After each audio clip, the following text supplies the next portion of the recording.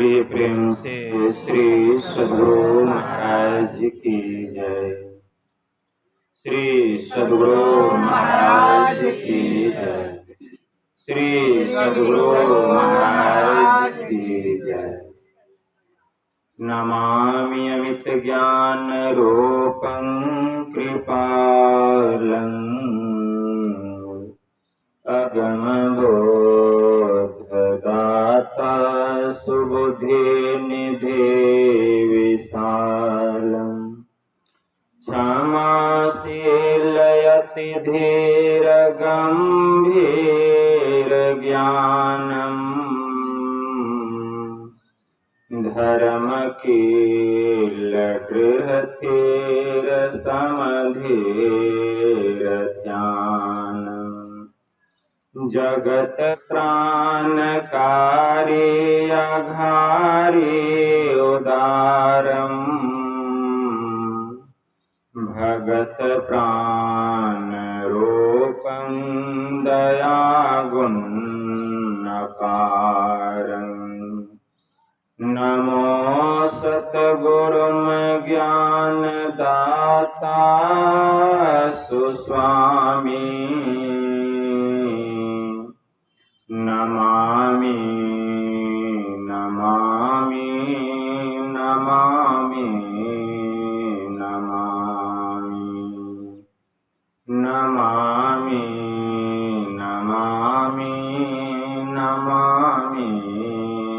नमामि महाराज सद्गुरु है राजन को राजा है जिनकी कृपा से सर सर्व काजा भने में ही सोई परम गुरु नमामि नमामि नमामि नमामि नमामि नमामि नमामि नमामि नमामि। श्री सद्गुरु महाराज की जय।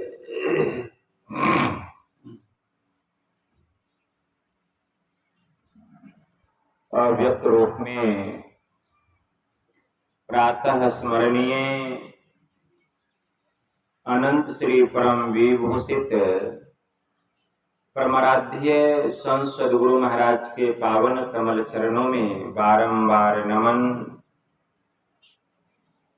पूज्य बाबा को भी मेरा नमन। आदरणीय सत्संग प्रेमी गुरुजनों, भक्तिमती माताओं एवं धर्मशिला बहनों, आज अंतिम दिन का अंतिम पाली का सत्संग, जिसमें हम लोग अपनी अपनी उपस्थिति दर्ज कर रहे हैं। इस संतमत सत्संग के द्वारा ज्ञान योग युक्त एकमात्र ईश्वर भक्ति का संदेश दिया जाता है। प्रत्येक प्राणी मात्र को बोध कराया जाता है कि ज्ञान क्या है, योग क्या है, भक्ति क्या है, जीव क्या है, माया क्या है, ब्रह्म क्या है। इन सभी रहस्यमयी बातों का ज्ञान सत्संग के माध्यम से यह जो जीव अबोध बना हुआ है, सत्संग श्रवण करते करते एक दिन वह सुबोध और परम ज्ञानी हो जाता है। अभी इस स्तुति, संत स्तुति और गुरु वंदना से पाठ का शुभारंभ हुआ। हम लोगों ने अति ही मनोयोग पूर्वक भक्ति युक्त ढंग से पाठ का श्रवण किया। तत्पश्चात गुरु महाराज के पदों को भी हम लोगों ने पदावली से श्रवण किया। हम लोग सत्संग के संबंध में, उसकी महिमा के संबंध में सुन रहे थे कि नित्य प्रति सत्संग कर ले प्यारा, तेरा कार्य सरे सारा। कि हम अगर नित्य प्रतिदिन सत्संग करेंगे तो संसार के जितने काम हैं सब काम गुरु महाराज कर देंगे। विश्वास है? आप नित्य प्रतिदिन सत्संग कीजिए और सब काम गुरु महाराज पर छोड़ दीजिए, देखिए वो करते हैं कि नहीं। लेकिन नित्य प्रतिदिन सत्संग करना पड़ेगा और इस बात का पूर्ण विश्वास करना पड़ेगा, तब होगा, ऐसे नहीं होगा। तुलसी विलंब न कीजिए, भजिए राम सुजान, जगत मजदूरी देत है क्यों राखे भगवान। अगर हम संसार के लोगों का काम करते हैं तो वे हमें मजदूरी देते हैं, और परमात्मा का काम यह ध्यान सत्संग अगर नित्य प्रतिदिन करेंगे तो क्या वे मजदूरी नहीं देंगे? वे ऐसा मजदूरी देंगे कि दुनिया का सब व्यक्ति और सब देवी देवता स्वर्ग का जितना है मिल करके वह मजदूरी नहीं दे सकता है। वेद में मंत्र आया है, ओम युञ्जानः प्रथमंग मनस्तत्वाय सविता धियम, अग्निर ज्योतिर्निचाय पृथिव्या अध्याभरत। इस मंत्र के द्वारा वेद भगवान उपदेश करते हैं कि हे मनुष्यों, अगर तुम उस जगत प्रसव करता, सृष्टि करता, सर्वेश्वर का तत्व ज्ञान प्राप्त करना चाहते हो तो सबसे पहले बुद्धि योग करो, मतलब सत्संग करो।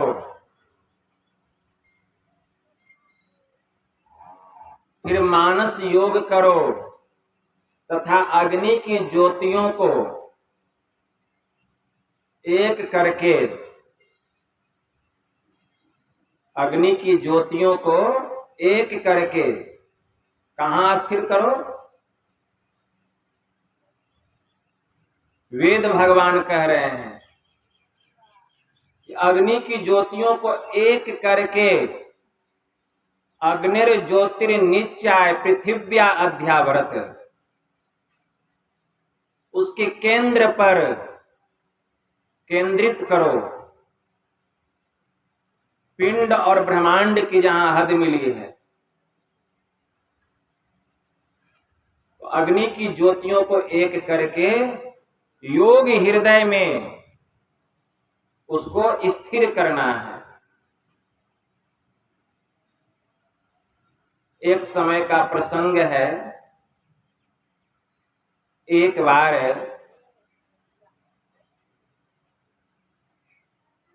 अत्रि ऋषि की कुटिया में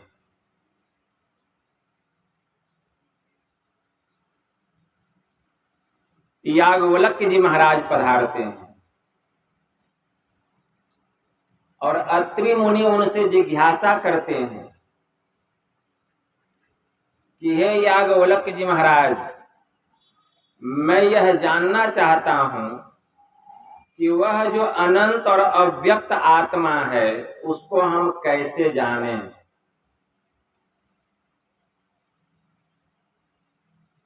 यह सुन करके याज्ञवल्क्य जी महाराज कहते हैं कि हे अत्रि ऋषि, वह जो अनंत और अव्यक्त आत्मा है वह अविमुक्त में प्रतिष्ठित है। पुनः अत्रि ऋषि जिज्ञासा करते हैं कि हे याज्ञवल्क्य जी महाराज, मैं यह जानना चाहता हूं कि वह अविमुक्त कहां प्रतिष्ठित है। पुनः याज्ञवल्क्य जी महाराज कहते हैं कि हे अत्रि ऋषि, वह जो अभिमुक्त है वह वरुणा और नासी के मध्य में प्रतिष्ठित है। पुनः अत्रि ऋषि जिज्ञासा करते हैं कि हे याज्ञवल्क्य जी महाराज, मैं यह जानना चाहता हूं कि वरुणा और नासी है क्या। पुनः याज्ञवल्क्य जी महाराज कहते हैं कि हे अत्रि ऋषि, जो समस्त इंद्रिय कृत दोषों को दूर करता है उसी को वरुणा कहते हैं, और जो समस्त इंद्रिय कृत पापों का नाश करता है उसी को नासी कहते हैं। और उसी दोनों के मध्य में वह स्थान है जहां वह अभिमुक्त प्रतिष्ठित है। जो उसमें प्रवेश कर जाता है वह काशी नगरी में चला जाता है, वह काशी नगरी में प्रवेश कर जाता है। जो ब्रह्म ज्ञानी महापुरुष होते हैं, जिनको ब्रह्म को जानने की जिज्ञासा है, ऐसे जो जिज्ञासु महापुरुष होते हैं, दिन रात अपने चित्त को वहां लगा करके रखते हैं और वहीं पर अग्नि की ज्योतियों को एक करते हैं। वही वह स्थान है।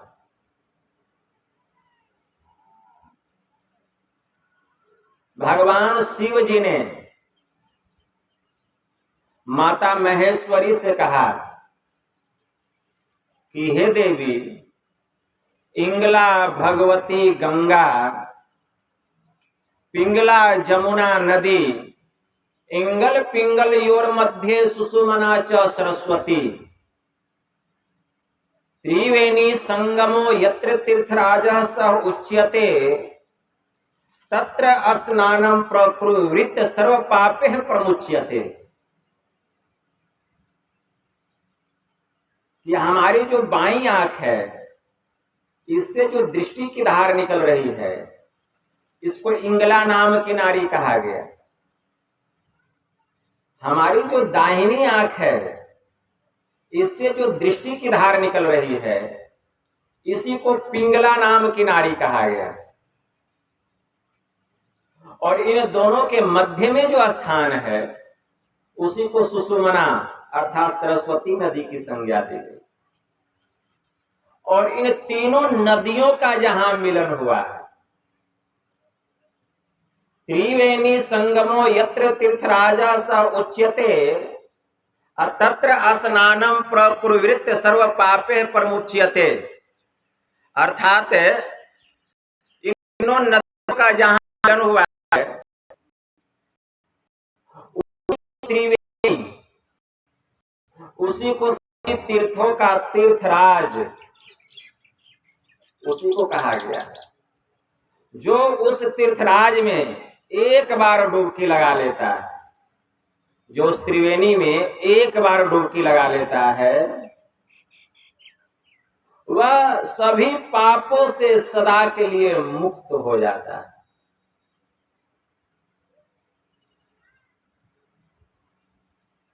भगवान शिव जी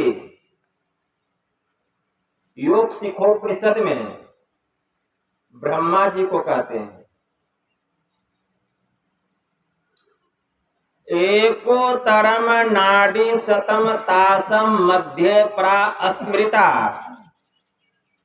सुषुमना तु परे लीना, विरजा ब्रह्म स्वरूपिणी। इस शरीर में 72 करोड़ नारियां हैं। 72 करोड़ नारियों में 101 नारी श्रेष्ठ है। उन 101 नारियों में 9 नारी श्रेष्ठ है। उन 9 नारियों में 3 नारी प्रमुख है। उन 3 नारियों में जो एक नारी सुषुमना है, जिसको ब्रह्म स्वरूपिणी कहा गया, वह सर्वश्रेष्ठ नारी है।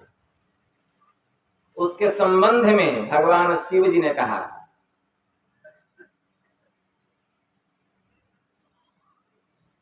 कि हे प्रजापति ब्रह्मा जी, ध्यान से सुनिए।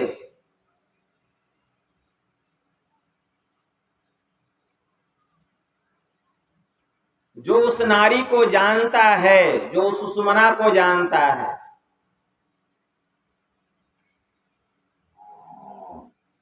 वही वेदज्ञ है।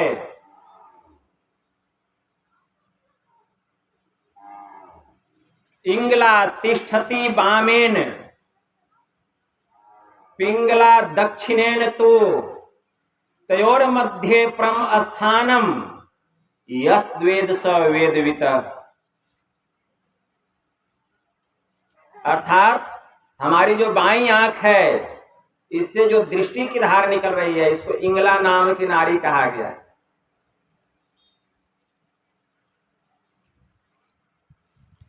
ईरा तिष्ठति वामेन पिंगला दक्षिणेन तो, हमारी जो दाईं आंख है, इससे जो दृष्टि की धार निकल रही है, इसी को पिंगला नाम की नारी कहा गया।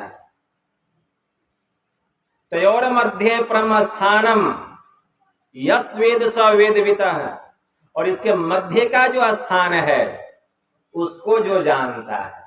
मध्य का स्थान क्या? सुषुम्ना। उसको जो जानता है वही वेदज्ञ है।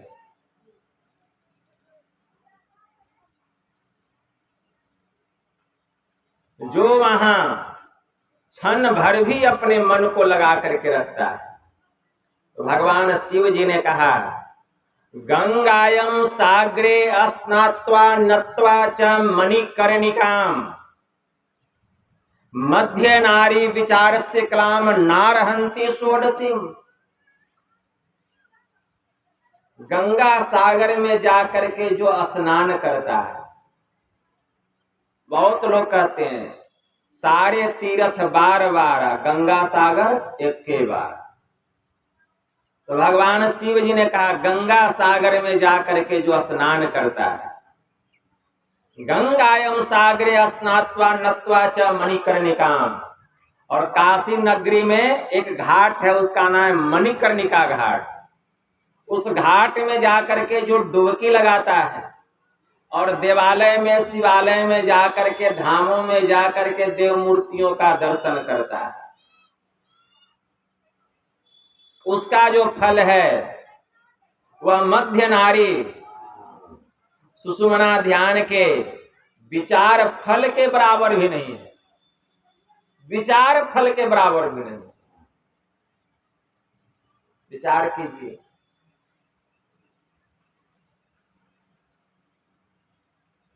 भगवान महायोगेश्वर श्री कृष्ण ने कहा,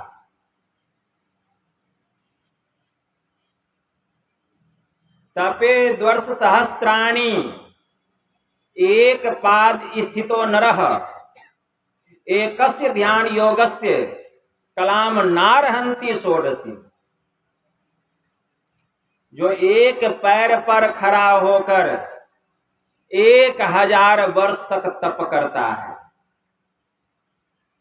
एक पैर पर खड़ा होकर 1000 वर्ष तक तप करता है, उसका जो फल है वह सुषुम्ना ध्यान के 16वें अंश में से 1 अंश के बराबर भी नहीं।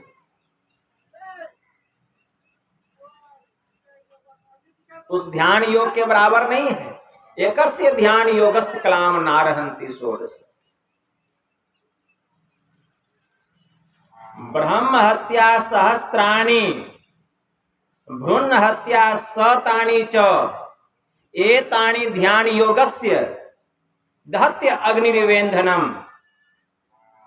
जैसे जलावन ईंधन लकड़ी को जला करके राख कर देती है, उसी प्रकार यह जो ध्यान योग है, यह हजारों ब्रह्म हत्या और सैकड़ों भ्रूण हत्या जैसे महापापों को जला करके राख कर देता है।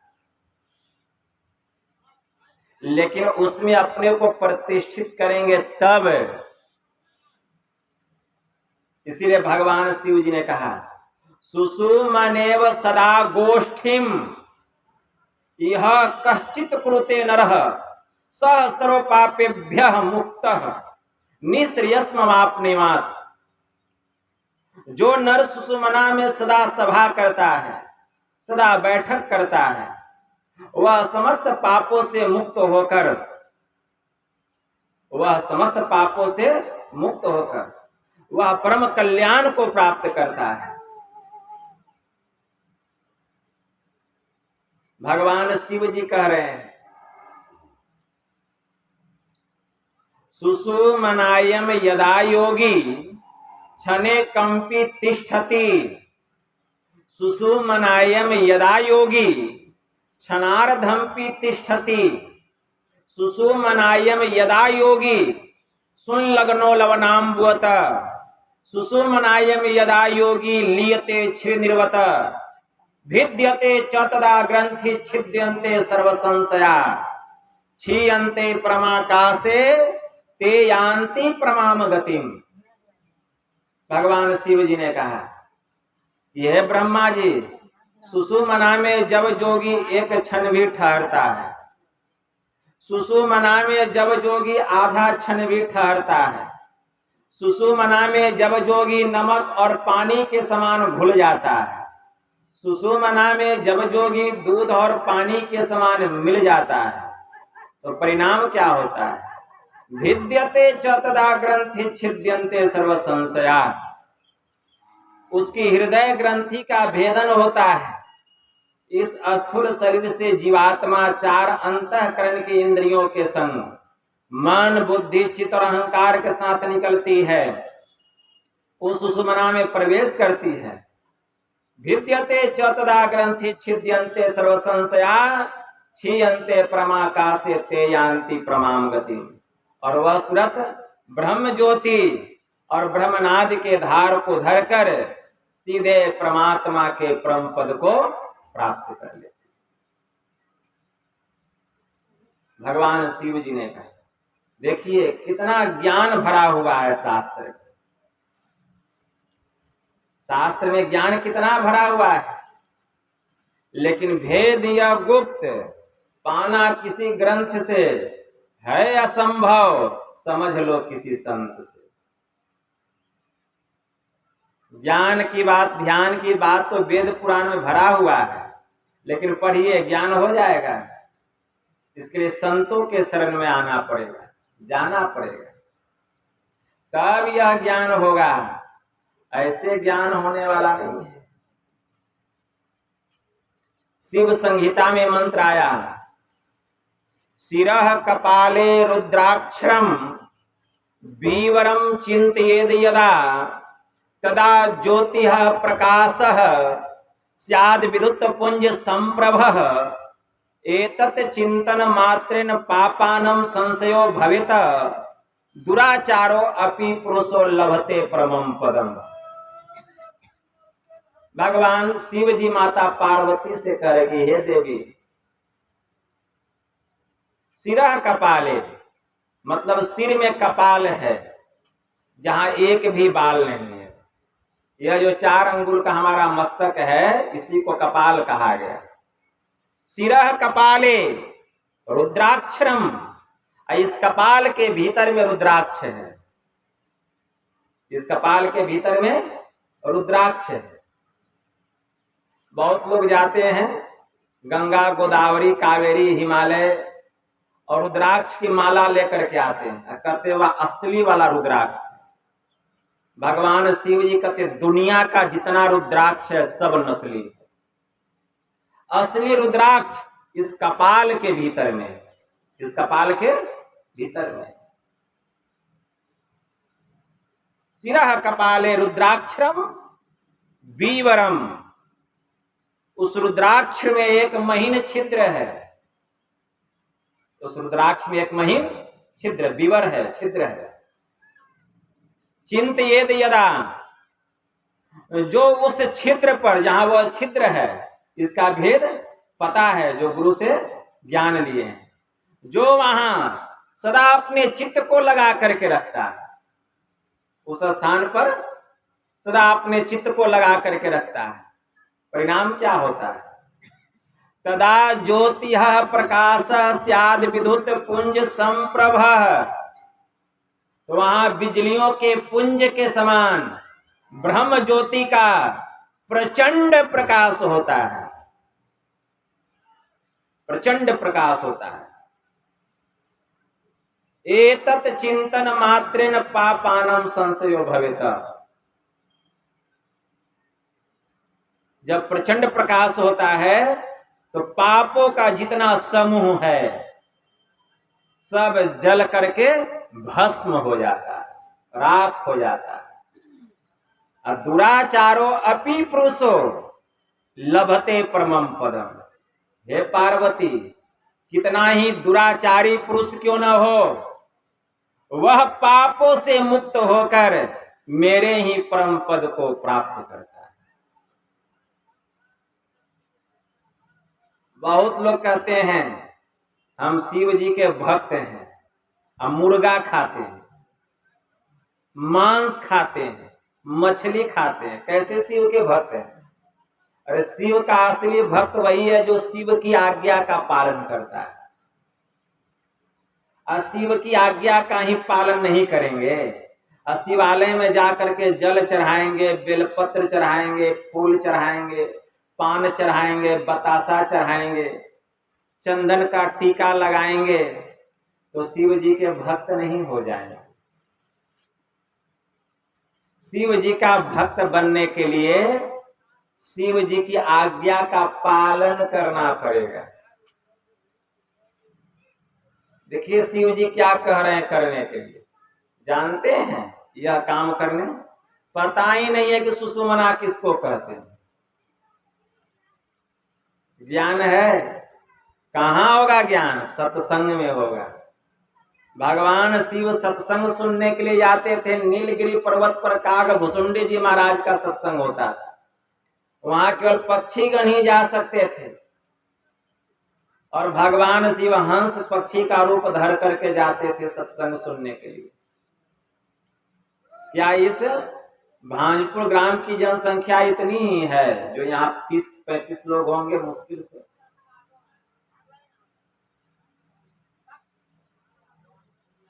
जिसको सत्संग से प्रेम नहीं है उसको न शिव से प्रेम है। क्या हो गया?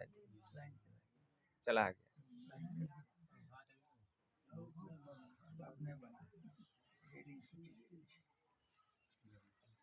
जनरेटर नहीं है क्या?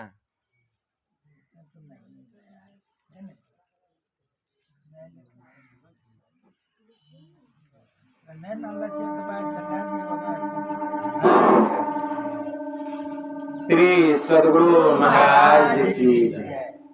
तो जिसको सत्संग से प्रेम नहीं है, न तो उसको भगवान शिव से प्रेम है, न भगवान श्री राम से प्रेम है, न हनुमान से प्रेम है।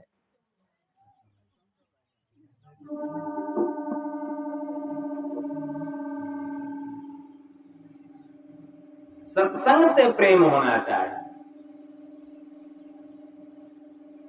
क्योंकि सत्संग में 33 कोटि देवी देवता आकर के बैठते हैं सत्संग सुनने के लिए। तो जब आपके देवता आकर के बैठते हैं तो आप नहीं बैठिएगा। जिस देवता की आप पूजा करते हैं वह देवता आकर सत्संग में बैठे हुए हैं। विश्वास है? आप जिस किसी देवी की पूजा करते हैं वह देवी आकर के सत्संग में बैठी हुई है, और आप नहीं बैठिएगा और कहिएगा कि हम इस देवी को पूजते हैं, और वह देवी सत्संग में बैठी। आप लोग जानते होंगे एक बड़े उच्च कोटि के महापुरुष हो गए गुरु नानक देव जी महाराज। गुरु नानक देव जी महाराज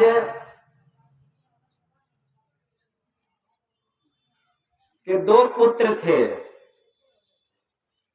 श्री चंद्रदास जी महाराज और लक्ष्मी चंद जी महाराज। श्री चंद्रदास जी महाराज विरक्त महापुरुष थे और लक्ष्मी चंद्र जी महाराज गृहस्थ थे।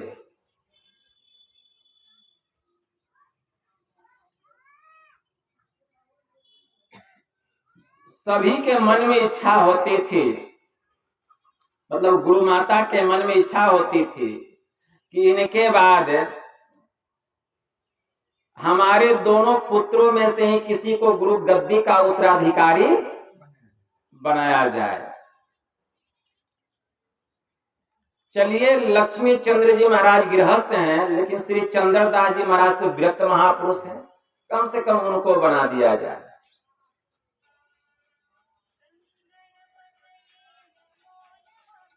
कितनी बार गुरु माता जिनका नाम सुलक्षणी था, वह आई थी प्रस्ताव लेकर के, और इनकी एक बहन थी जिनका नाम था नानकी, दोनों आई थी मिल करके गुरु नानक देव जी महाराज के पास कि आपके बाद गुरु गद्दी का उत्तराधिकारी श्री चंद्रदास जी महाराज को बना दिया जाए। गुरु नानक देव जी महाराज कुछ भी नहीं बोले। इनके एक परम शिष्य थे, उसका नाम था लहना। बेचारा बड़ा भोला भाला सीधा साधा, मतलब वह गुरु महाराज की आज्ञा के अलावा कुछ जानता ही नहीं था। जो गुरु महाराज कह दे बस वही वह जानता था। अगर दिन है, गुरु महाराज कह दे कि रात है, तो उसके लिए रात है। इतना भोला भाला सरल स्वभाव का था। एक दिन गुरु नानक देव जी महाराज पागलों के जैसा वेशभूषा धारण कर लिए, फटा पुराना वस्त्र पहन लिए, बाल उनका झुलसने लग गया, हाथ में एक टेढ़ा मेढ़ा डंडा ले लिए और तेजी से जा रहे हैं जंगल की तरफ। जितने उनके शिष्य थे, यहां तक कि माता सुलक्षणी, बहन नानकी, दोनों पुत्र श्री चंद्रदास जी महाराज, लक्ष्मी चंद्र जी महाराज, अल्लाहना भी, सब जा रहे हैं गुरु महाराज के पीछे पीछे। गुरु महाराज को क्या हो गया? और गुरु नानक देव जी महाराज बुदबुदा रहे हैं पागल के जैसा। जंगल में चले गए एक पेड़ के पास, और वहीं पर एक चादर ओढ़े हुए थे। वह चादर जो है वहीं पर बिछा देते हैं पेड़ के पास, और कहते हैं देखो, इस चादर से हमने मुर्दा को ढक करके रखा है। इस चादर के नीचे में मुर्दा है, मुर्दा ढका हुआ है। अगर जो कोई मेरे पास आना चाहता है, पहले उसको इस मुर्दा को खाना पड़ेगा। अब कौन जाएगा? मुर्दा कौन खाएगा? कोई भी नहीं गया। लहना के मन में गुरु महाराज की आज्ञा अगर मुर्दा खाने की है तो खाने में क्या लगा है? जब गुरु महाराज की ही आज्ञा है मुर्दा खाने की तो खा लेते हैं। बस वो दौड़ते हुए आ गया और घूमने लगा चादर के चारों तरफ। तो गुरु नानक देव जी महाराज कहते रहे, तू घूर क्यों रहा है?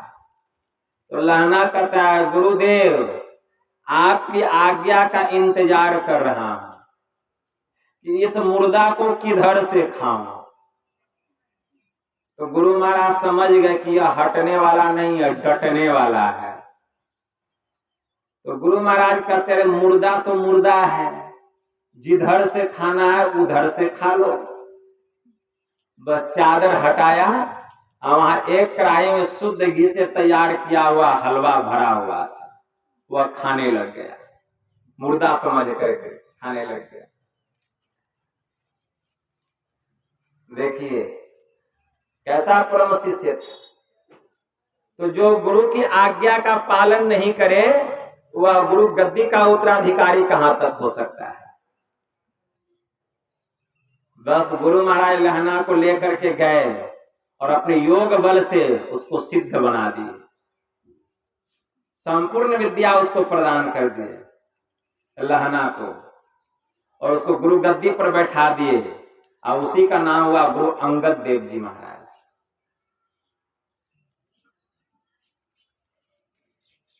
वही गुरु अंगद देव जी महाराज की एक पुत्री थी, और उन्होंने अपनी पुत्री का विवाह अमरदास के पुत्र से कर दिया था। वह लड़की जब अपने ससुराल गई तो एक दिन भोजन पका रही थी और भोजन पकाते हुए एक भजन गुनगुना रही थी। अमरदास को वह भजन इतना अच्छा लगा, वह पूछते हैं, बेटी यह इतना सुंदर भजन तुमने कहां से सीखा है? वह लड़की कहती है कि यह भजन हमारे पिताजी ने हमको सिखलाया है, यह गुरुवाणी है। तो अमरदास जी कहते हैं कि मैं भी इस तरह का भजन सीखना चाहता हूं। तो वह कहती है कि आप मेरे पिताजी के पास जाकर के सीख लीजिएगा, आपको सिखा देंगे। तो अमरदास जी कहते हैं कि मैं हिंगुला माता का दर्शन करने के लिए जा रहा हूं और रास्ते में समधी साहब का भी घर पड़ता है, तो कुछ भजन उधर से सीखते हुए आएंगे। वो लड़की कहती है, हाँ ठीक है, आप जरूर पिताजी के पास जाकर भजन सीख लीजिए। अमरदास जी महाराज चले, हिंगुला माता का दर्शन किए। जब लौटने लगे तो रास्ते में समधी साहब का घर था। जाते जाते रात हो गया। गुरु अंगद देव जी महाराज को पता चला तो उनका भोजन और विश्राम का व्यवस्था कर दिए। तो अमरदास जी भोजन करके विश्राम करने लग गए अपने कमरे में। अचानक उनकी नींद ब्रह्म बेला में टूट गई। जब ब्रह्म बेला में टूट गई तो देखते हैं कि आंगन में कोई स्त्री झाड़ू लगा रही है, लेकिन उसका पूरा शरीर चांदी के जैसा चमचमा रहा है। देखने में वह कोई साधारण स्त्री नहीं है, ऐसा लग रहा है जैसे कि ये स्वर्ग की कोई देवांगना है।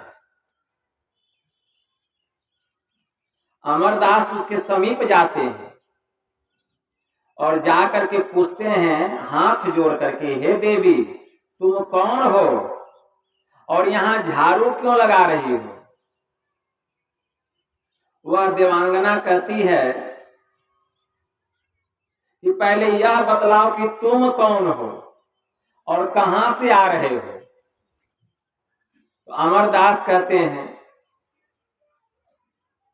कि मैं अंगद देव जी महाराज का समधी साहब अमरदास हूं और मैं हिंगुला माता का दर्शन करके आ रहा हूं। यह सुनकर वह देवांगना कहती है कि जिस हिंगुला माता का तुम दर्शन करके आ रहे हो वही हिंगुला माता मैं हूं।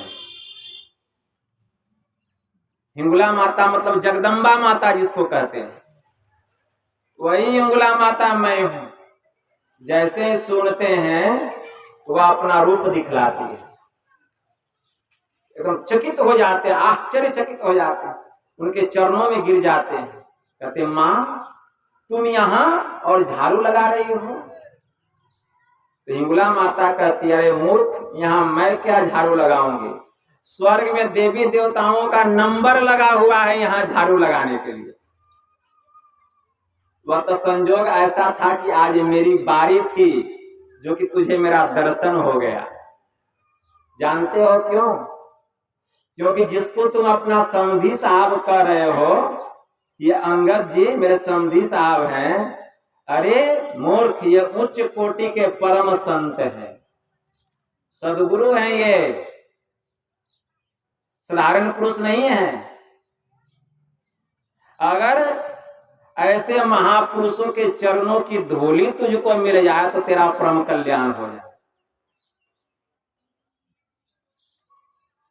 लक्ष्मी है संतन की दासी, रज करे कैलाश की वासी।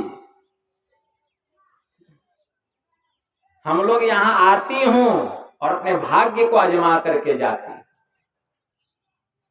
इनके आंगन में झाड़ू लगा करके, क्योंकि इनका चरण का स्पर्श हुआ है इस आंगन में, इनका चरण का रज पड़ा हुआ है इस आंगन में, और जब मैं झाड़ू लगाती हूँ तो इनकी जो धूली मेरे मस्तक पर पड़ती है तो मैं सब पापों से मुक्त हो जाती हूँ, मेरा सौभाग्य जग जाता है। इतना कहकर वह मां अंतर ध्यान हो जाते, गायब हो जाती। जब और आगे बढ़ते हैं तो देखते हैं एक दिव्य पुरुष कुएं से पानी निकाल रहा है, उसका भी शरीर बड़ा चमचमा रहा है। पूछते हैं कि हे देव आप कौन हैं? वह दिव्य पुरुष कहते हैं कि राजन मैं देवराज इंद्र हूं, जिनको आप समधी साहब कह रहे हैं, उच्च कोटि के परम संत सदगुरु हैं, और इनका ये ध्यान पर बैठे हुए हैं। अब जो ध्यान करके उठेंगे ये शौचालय जाएंगे शौच करने के लिए, इसीलिए मैं पहले से पानी भर के रख रहा हूं।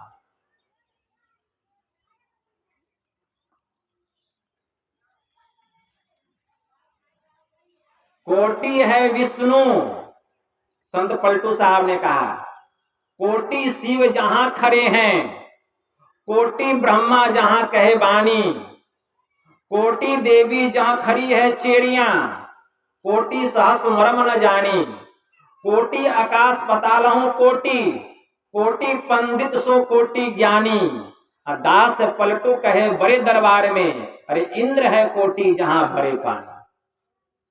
तो संतों का दरबार सबसे बड़ा दरबार होता है। इतना कहकर इंद्र देवता भी गायब हो गए। अब तो इसका छक्का छूट गया अमरदास का।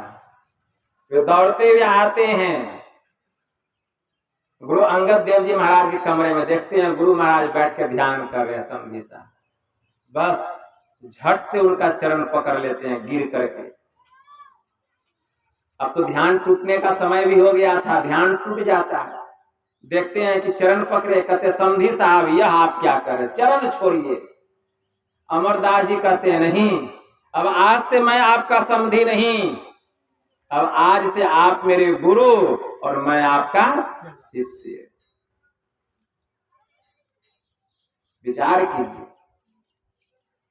तो इस सत्संग में कौन नहीं आता है? जितने देवी देवता हैं सब आते हैं।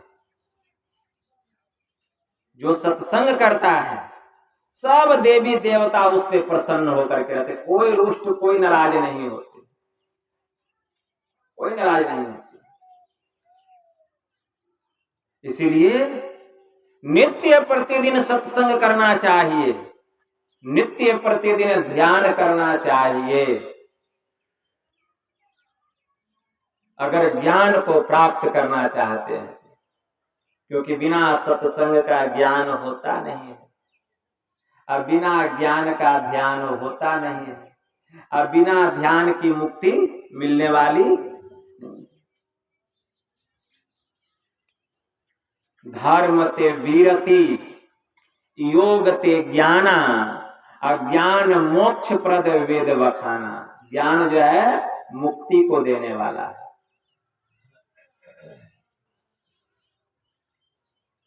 ब्रह्मा जी आए हैं भगवान शिव जी के पास और कहते हैं कि हे प्रभु, कोई ज्ञान को श्रेष्ठ बतलाते हैं, कोई योग को श्रेष्ठ बतलाते हैं, मेरे समझ में बात यह नहीं आती है कि दोनों में श्रेष्ठ क्या है, ज्ञान श्रेष्ठ है कि योग श्रेष्ठ है। भगवान शिव जी कहते हैं कि हे ब्रह्मा जी सुनिए, मेरे विचार में योग हीनम कथम ज्ञानम मोक्षदम भवति भोह, योगो अपि ज्ञानहीनस्तु न क्षमो मोक्ष कर्मणि, तस्मात् ज्ञानम च योगम च मोक्षरढ्रम भैसेत्। योगहीन जो ज्ञान है वह भला मोक्ष कार्य में समर्थवान कैसे हो सकता है? ठीक उसी प्रकार ज्ञान रहित जो योग है वह भी मोक्ष कार्य में समर्थवान नहीं हो सकता। इसलिए मोक्ष साम्राज्य की चाहना रखने वाले मुमुक्षु प्राणी को चाहिए कि वह योग और ज्ञान दोनों का दृढ़ता के साथ अभ्यास करे। भगवान बुद्ध ने भी यही कहा, ऐ भिक्षुओं ध्यान कर, ध्यान कर, कहीं बेपरवाही के बदले तुझे नरक में आग का धधकता हुआ गोला मुंह में न निगलना पड़े और जलते समय चिल्लाकर यह न कहना पड़े कि हाय यह दुख है। अरे ज्ञान बिना ध्यान नहीं और ध्यान बिना ज्ञान नहीं है। जिसमें ज्ञान और ध्यान दोनों है वही निर्वाण के समीप है।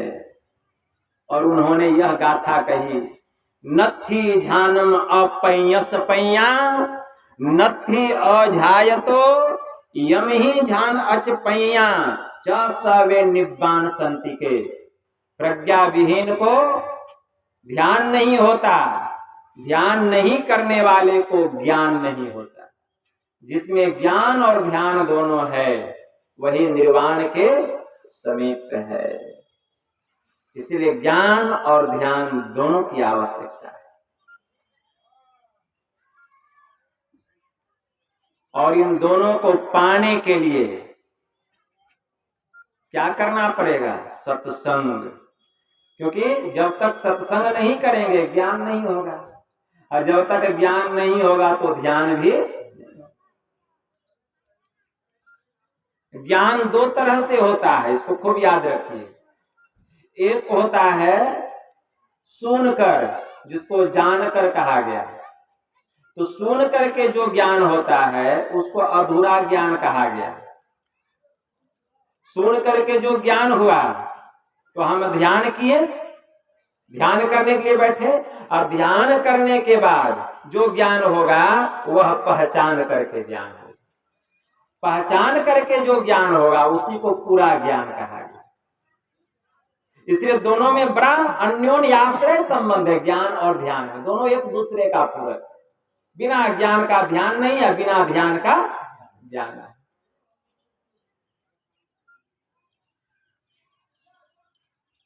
जिस तरह से ज्ञान दो प्रकार से होता है, एक सुनकर और दूसरा पहचान कर। तो सुन करके जो ज्ञान हुआ उसको अधूरा ज्ञान, और पहचान करके जो ज्ञान हुआ उसका पूरा ज्ञान कहा जाता है। सुन करके ज्ञान ब्रह्म के संबंध में सुन करके ज्ञान हुआ, ईश्वर के संबंध में। और जब ध्यान करके स्थूल सूक्ष्म कारण महाकारण केवल्य जब पांचों शरीरों को पार कर जाएंगे, जब आत्मा स्वतंत्र अवस्था को प्राप्त कर लेगी, तब पहचान करके जो ज्ञान होगा पूरा पूरा ईश्वर का ज्ञान हो जाएगा। ऐसे ज्ञान को चार भागों में बांटा गया है। पहला श्रवण ज्ञान, दूसरा मनन ज्ञान, तीसरा निधिध्यासन ज्ञान और चौथा अनुभव ज्ञान। उसी प्रकार योग के योग शास्त्र में 10 अंग बतलाए गए, 8 अंग बतलाए गए। कौन कौन? यम, नियम, आसन, प्राणायाम, प्रत्याहार, धारणा, ध्यान और समाधि। ये योग के 8 अंग बतलाए गए। और यह जो ध्यान है यह 7वां अंग है। इसलिए दोनों की आवश्यकता है, ज्ञान और ध्यान। तो पहले ज्ञान कहां होगा? सुन करके ज्ञान होगा। सुनकर कहां ज्ञान होगा? सत्संग में होगा, सत्संग में होगा। जैसे धरती से सभी प्रकार के अंध, जैसे धरती से सभी प्रकार के कंद मूल फल फूल की प्राप्ति होती है, वैसे ही सत्संग से सभी प्रकार का ज्ञान प्राप्त हो जाता है। इसमें किंचित मात्र भी संदेह नहीं। इसलिए सत्संग लागी रहो रे भाई, तो तेरी बिगड़ी बात बन जाएगी। मुसलमानों का पवित्र सदग्रंथ है पवित्र पाक कुरान शरीफ। पवित्र पाक कुरान शरीफ है कि सूरे फातिहा वे एक में एक आयत आया है कि ऐ मेरे कयामत के दिन का मालिक, मुझे सीधा रास्ता दिखा, मुझे वह रास्ता दिखा जिस पर कि तेरी रहमत हुई है, मुझे वह रास्ता मत दिखा जिस पर कि तूने गजब ढाया, अजाब ढाया। ये तीन मुख्य प्रार्थनाएं हैं। पहली प्रार्थना क्या है? सीधा रास्ता। दूसरा, रहमत, जिस पर तेरी रहमत हुई है, मेहर हुई है। और तीसरा, जिस पर तूने अजाब ढाया है। यही तीन मुख्य बातें आई हैं। तो खुदा का अजाब, अल्लाह का कहर किसके ऊपर में बरसता है? पवित्र पाक कुरान शरीफ में जो बातें बतलाई गई है, जो उसके अनुकूल नहीं चलते हैं, उसके प्रतिकूल चलते हैं, उन पर खुदा का आग बरसता है, कहर बरसता है। तो पवित्र पाक कुरान शरीफ में ऐसी कौन सी बातें बतलाई गई जिस पर अगर हम नहीं चलेंगे तो खुदा का आग बरसेगा, अजाब बरसेगा? तो पवित्र पाक कुरान शरीफ में 5 मुख्य बातें बतलाई गई है। सबसे पहला कलीमे तैयब, दूसरा नमाज, तीसरा रोजा, चौथा जकात और 5वां हज। यही 5 मुख्य बातें बतलाई गई। जो इन 5 को अपने जीवन में नहीं उतारता है, उस पर खुदा का आग बरसता है, खुदा का अजाब बरसता है, खुदा का कहर बरसता है। कलीमे तैयब में आया, वह अल्लाह एक है, उसके अलावा कोई दूसरा माबूद ही नहीं जो कि पूजने के योग्य है। और नबी करीम मोहम्मद सल्लल्लाहु अलैहि वसल्लम उनके अंतिम रसूल हैं। प्रत्येक मुसलमानों को अपनी जुबान से इस बात का इकरार करना, इसी को कलीमे तैयब कहा है। मतलब वह अल्लाह एक है। हमारा वेद भी यही बात कह रहा है, एकम सद्विप्रा बहुधा वदन्ति, एकम ब्रह्म द्वितीयो नासति। ऋग्वेद में यह मंत्र आया, एकम सद्विप्रा बहुधा वदन्ति, एकम ब्रह्म द्वितीयो नास्ति। कि वह जो परमात्मा है वह एक है, उसके जैसा कोई दूसरा हो नहीं सकता, क्योंकि वह अद्वितीय है। और उसी एक परमात्मा को विद्वजन अनेक नामों से विदित करते हैं। जो वैदिक धर्मावलंबी है, उसी एक ईश्वर को परमात्मा कहते हैं। तो इस्लाम धर्मावलंबी उसी को खुदा कहते हैं या अल्लाह कहते हैं। ईसाई धर्मावलंबी उसी को स्वर्ग अस्त पिता या गॉड कहते हैं। सिख धर्मावलंबी उसी को वाहे गुरु या रब कहते हैं। बौद्ध धर्मावलंबी उसी को बुद्ध कहते हैं। जैन धर्मावलंबी उसी को जिन कहते हैं या तीर्थंकर कहते हैं। यहूदी धर्मावलंबी उसी को जेहवा कहते हैं। पारसी धर्मावलंबी उसी को अहुरमज्द कहते हैं। चीनी धर्मावलंबी उसको तितिन कहते हैं। तो इतना कहने से क्या परमात्मा इतना हो गए? नहीं, देशांतर के कारण भाषांतर होता है, भाषांतर के कारण शब्दांतर होता है, लेकिन इतना अंतर होते हुए भी तत्व रूप में कोई अंतर नहीं होता है। तत्व रूप में वह एक ही एक है। उसी प्रकार भगवान कहिए, खुदा कहिए, अल्लाह कहिए, ईश्वर कहिए, राम कहिए, रहीम कहिए, करीम कहिए, कृष्ण कहिए, एक ही एक है, एक ही एक है। कठोपनिषद में एक मंत्र आया, वायुर्थेको भुवनम परिविष्टो रूपम रूपम प्रतिरूपो बभुव एक अस्तथा सर्वभूतांतरात्मा रूपम रूपम प्रतिरूपो वहिश्च। जैसे संपूर्ण वायुमंडल में फैला हुआ वायु प्रत्येक रूप के अनुरूप हो रहा है। जैसे हवा का कुछ अंश गुब्बारे में डाल दीजिए, वह गुब्बारे के आकार का हो जाता है। इसी वायुमंडल से हवा का कुछ अंश गेंद में डाल दीजिए, वह गेंदाकार हो जाता है। इसी वायुमंडल से हवा का कुछ अंश साइकिल के चक्के के ट्यूब में डाल दीजिए, वह चक्राकार हो जाता है। लेकिन आपसे पूछा जाए कि महाशय बताइए हवा का स्वरूप कैसा है, तो क्या कहेंगे? गुब्बारे के आकार का है कि गेंदाकार है कि चक्राकार है? नहीं। अरे जिस जिस वस्तु में जाकर के समा गया उसी उसी वस्तु के रूप के वह अनुरूप हो गया, लेकिन वही वह नहीं हो गया। जैसे उससे निकलेगा अपने अंशी में जाकर समा जाएगा। उसी प्रकार एक अस्तथा सर्वभूतांतरात्मा रूपम रूपम प्रतिरूप वहिश्च। उसी प्रकार एक ही परमात्मा का अंश जिस जिस रूप में जाकर के समा गया उस रूप के वह अनुरूप हो गया। जैसे परमात्मा का अंश चींटी के शरीर में जाके समा गया, चींटी के आकार का। हाथी के शरीर में समा गया, हाथी के आकार का।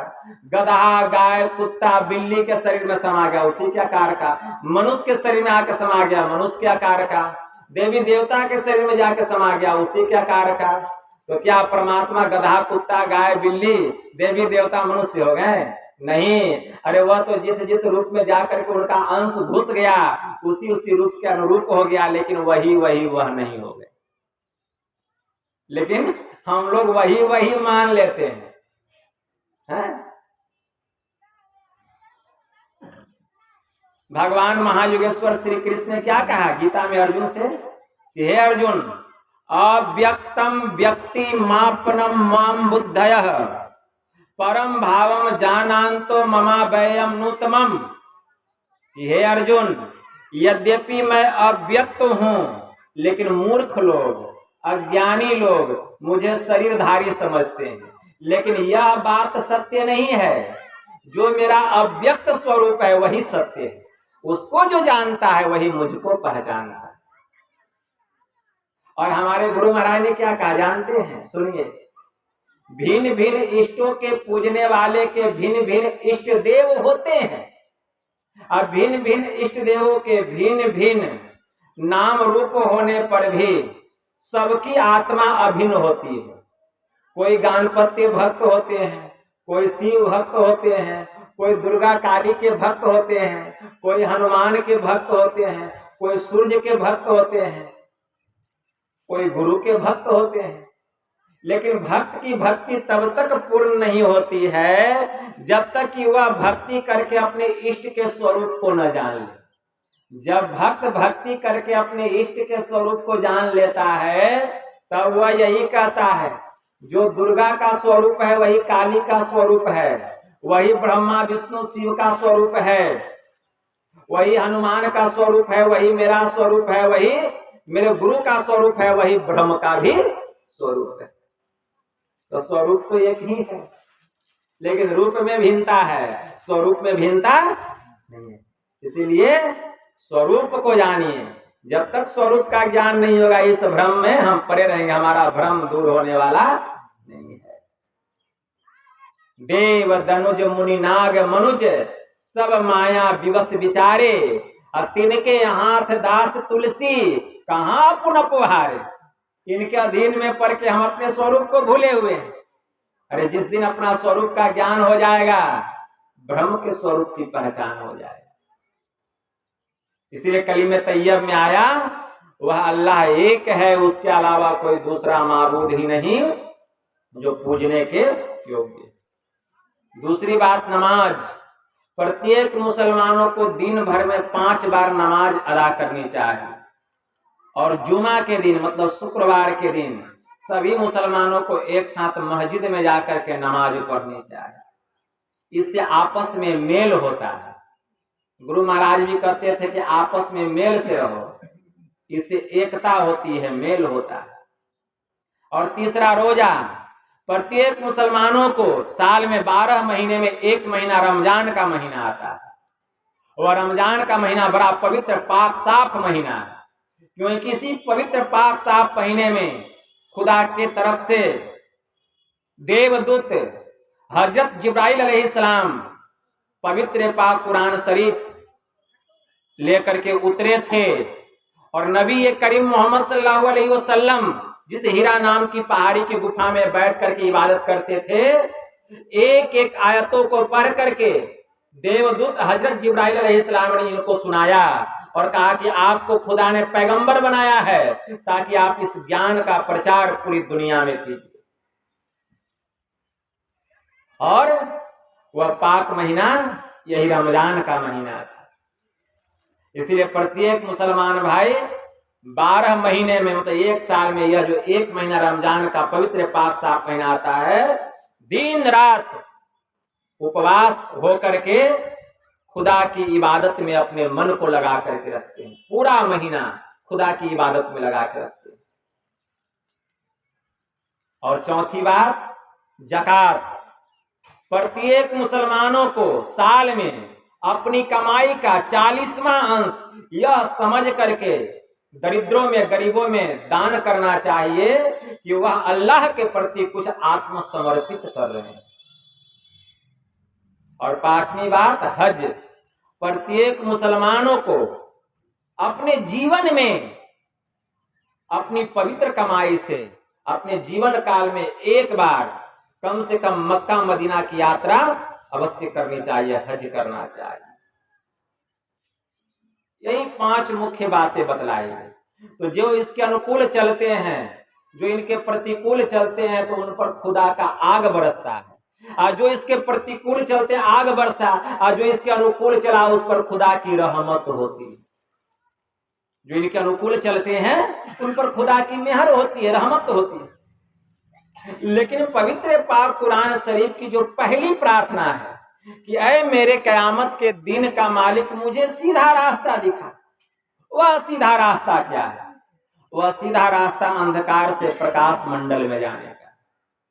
पवित्र पाक कुरान शरीफ के अल बकरा पारा 3 सूरा 2 में एक आयत आया, जो अल्लाह पर ईमान लाते हैं, अल्लाह उनके सहायक और रक्षक होते हैं, वे उनको अंधकार से प्रकाश मंडल में लेकर के जाते हैं। पवित्र पाक कुरान शरीफ के अल बकरा पारा 8 सूरा 3 में एक आयत आया कि जो कोई अल्लाह का दामन मजबूती से थाम लेगा वह अवश्य उस सीधे मार्ग में प्रवेश करेगा। खुदा का दामन मजबूती से थाम लेना मतलब उन पर पूरा भरोसा करना, दृढ़ता के साथ भरोसा करना, वही उस द्वार में प्रवेश करेगा, सूक्ष्म मार्ग में प्रवेश करेगा। सब उस सूक्ष्म मार्ग में प्रवेश नहीं कर सकता। पवित्र पाक कुरान शरीफ के अल बकरा पारा 11 सूरा 11 के हूद में एक आयत आया, अकीम वज्हक लिद्दीनी हनीफा, अर्थात अपना चेहरा जमा दे, तेरा हक एक हो, कभी हिलता डुलता और डगमगाता न हो, दोनों आंखों को बंद करके गौर से सामने देख, अगर तुझे खुदा के नूर का दीदार न हो तब हमें कहना। यह क्या है? यही वह ज्ञान की बात है। इसी को भगवान महायोगेश्वर श्री कृष्ण ने श्रीमद् भगवत गीता में अर्जुन से कहा 6ठे अध्याय में, समं काय शिरोग्रीवम धार्यांचलम स्थिरः संप्रेक्ष नासिकाग्रम स्वम दिशावलोक्यन। हे अर्जुन, 10 दिशाओं को छोड़कर दोनों आंखों को बंद करके धड़ गर्दन और मस्तक को सीधी रेखा में रखता हुआ एकदम सामने नासिका के अग्रभाग में, नासिका के अग्रभाग में अपने मन को टिका दो, अपनी दृष्टि को लगा दो। क्यों? क्योंकि नयन नासिका अग्र है। संत सूरदास जी महाराज ने कहा, तहां ब्रह्म का वास, अविनाशी बिन से नहीं, सहज ज्योत प्रकाश। संत पलटू साहब की वाणी में आया, वे कहते हैं, कहता हूं उस देश की बात आसमान के बीच में सुलाख है जी, बादशाह उसी के बीच बैठा है, सूझी परे बिनु आंख है जी, अरे सुरख तो उसका चेहरा है, आफ्ताब तसहुक लाख है जी, पलटू तह हूं की आवाज आवे, उसमें मेरा दिल मुस्ताक है जी। वहीं पर अपने चित्त को लगाना है। तो सभी संतों ने यही बात कही। इसीलिए हमारे परमाराध्य ने कहा, यदि मोटी और बाहरी बातों को तथा पंथाई भावों को हटाकर विचारा जाए और संतों के मूल एवं सार विचारों को ग्रहण किया जाए तो यही सिद्ध होगा कि सब संतों का एक ही मत है। हजरत मूसा अलैहिस्सलाम थे, वे मराकबा पर बैठे हुए थे, ध्यान करने के लिए बैठे हुए थे। उनकी सूरत भीतर ही भीतर चल रही थी, उनके भीतर से आवाज आ रही थी हजरत मूसा अलैहिस्सलाम के भीतर से कि मैं दो नदियों के बीच में सफर कर रहा हूं, मैं दो नदियों के बीच में सफर कर रहा हूं। अचानक नदी की दोनों धाराएं आपस में जाकर के मिल गई। तभी अचानक मुझे वहां एक सुराग दिखाई दिया और एक मछली निकली मेरे भीतर से, एक मछली निकली और उस सुराग में प्रवेश कर गई और मैं अंधकार से प्रकाश मंडल में चला गया। वह दो नदियां क्या है? हमारी दोनों आंख। और नदी की धार क्या है? दोनों आंख से निकलने वाली दृष्टि की धार। ये दोनों धार जाकर के मिली और जहां मिली वहां सुराग दिखाई दिया, मतलब वह ज्योतिर्मय बिंदु प्रकट हुआ। और मेरे भीतर से मछली निकली, मछली मतलब सूरत, मीन सूरत। गुरु महाराज की वाणी में आया ना, सुख मन के झीना नाल से अमृत की धारा बही रही और मीन सूरत धार धर भाठा से सिरा चली रही। सूरत रूपी मछली निकली और उस बिंदु रूपी द्वार में प्रवेश करके, उस सुराग में प्रवेश करके अंधकार से प्रकाश मंडल में चली गई। यही मुख्य बात। सभी संतों ने एक ही बात कही, लेकिन कहने का तरीका अलग अलग है, लेकिन बात तो एक ही है। एक तालाब पर 3 धर्मावलंबी बालक पानी पी रहे थे, वैदिक धर्मी, इस्लाम धर्मी और ईसाई धर्मावलंबी बालक। जो वैदिक धर्मावलंबी बालक था वह कहता था कि मैं जल पी रहा हूं, जो इस्लाम धर्मावलंबी बालक था वह कहता था कि मैं आब पी रहा हूं, और जो ईसाई धर्मावलंबी बालक था वह कहता था कि मैं वाटर पी रहा हूं। अरे जल कहिए, आब कहिए, वाटर कहिए, नाम 3 है लेकिन तत्व रूप में वस्तु एक ही है, एक ही है। लेकिन यह समझ कहां होगा, जानकारी कहां होगी, ज्ञान कहां होगा? इस सत्संग में। इसलिए जब तक सत्संग में नहीं आएंगे यह ज्ञान नहीं होगा। तो ज्ञान की बात बहुत है कहने के लिए, मैं कहते रह जाऊंगा, दिन से रात हो जाएगी, लेकिन समय की एक सीमा होती है, धूप भी निकल गई। इसलिए इतना ही कहकर मैं अपनी वाणी को यहीं विराम देता हूं। यही थोड़ा सा आप लोगों का मैंने सेवा किया। गुरु महाराज के श्री चरणों में प्रेम पुष्प समर्पित करते हुए मैं अपनी वाणी को विराम देता हूं। यह संत मत सत्संग का आयोजन हमारे पूज्य सत्यनारायण बाबा ने और इनके सुपुत्र विवेक जी ने स्वेच्छानुसार घर परिवार के समस्त लोगों ने मिलजुल कर यह संत मत सत्संग का आयोजन किया। हालांकि यह आयोजन तो 20 में ही हो जाता है, लेकिन कोरोना के कारण स्थगित हो गया और पुनः हमसे ही प्रोग्राम बुक किया हुआ था। और इस बार प्रोग्राम हुआ तो मन में हुआ कि बाबा से बुक किए तो बाबा को ही बुलाते, इसलिए मैं ही आप लोगों की सेवा में आ गया। मैं गुरु महाराज से प्रार्थना करता हूं कि जो भी